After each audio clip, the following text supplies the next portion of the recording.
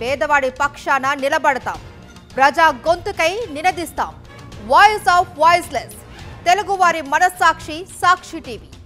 సాక్షి TV ప్రసారాల కోసం మీ స్థానిక cable ఆపరేటర్ను వెంటనే సంప్రదించండి.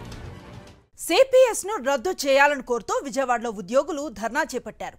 ఈ ధర్నాకు వివిధ సంఘాల నాయకులు, పీడీఎఫ్ ఎమ్మెల్సీ బొర్రా గోపిమూర్తి మద్దతు పలికారు.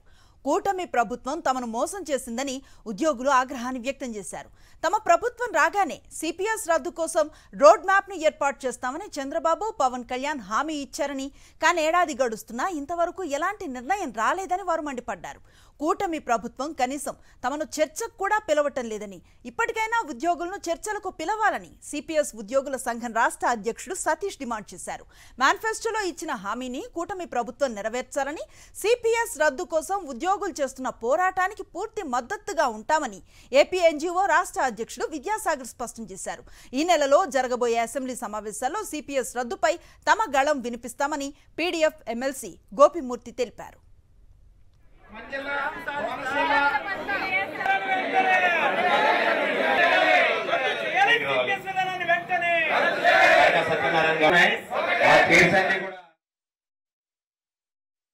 ప్రభుత్వానికి కూడా డిమాండ్ చేస్తున్నాం.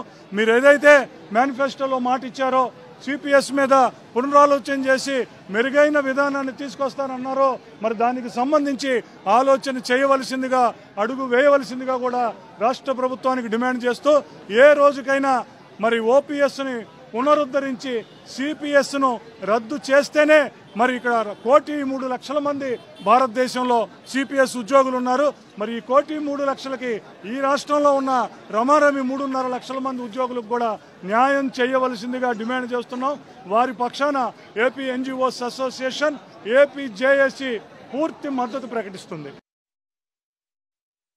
ఈ రోజున ఏపీ సిపిఎస్ఈ ఆధ్వర్యంలో 2004 తర్వాత నియామకం పొందినటువంటి వారికి ఓపీఎస్ అమలు కావాలని చెప్పి జరుగుతున్నటువంటి ఈ పోరాటానికి ప్రోగ్రెసివ్ డెమోక్రటిక్ ఫ్రంట్ తరఫున సంపూర్ణమైనటువంటి మద్దతు తెలియజేస్తా ఉన్నాం. రేపు సెప్టెంబర్ 18 నుంచి జరుగుతున్నటువంటి శాసన మండలి సమావేశాల్లో సిపిఎస్ రద్దు కోసం, ఓపీఎస్ పునరుద్ధరణ కోసం పీడీఎఫ్ ఎమ్మెల్సీగా వారి యొక్క వాయిస్ ని శాసన మండలిలో వినిపిస్తారని చెప్పి, భవిష్యత్తులో సిపిఎస్ ఈ యొక్క సిపిఎస్ రద్దు కోసం జరిగే ప్రతి పోరాటంలో కూడా ఎమ్మెల్సీగా ఉంటానని చెప్పి కూడా ఈ సందర్భంగా తెలియజేస్తా ఉన్నాం.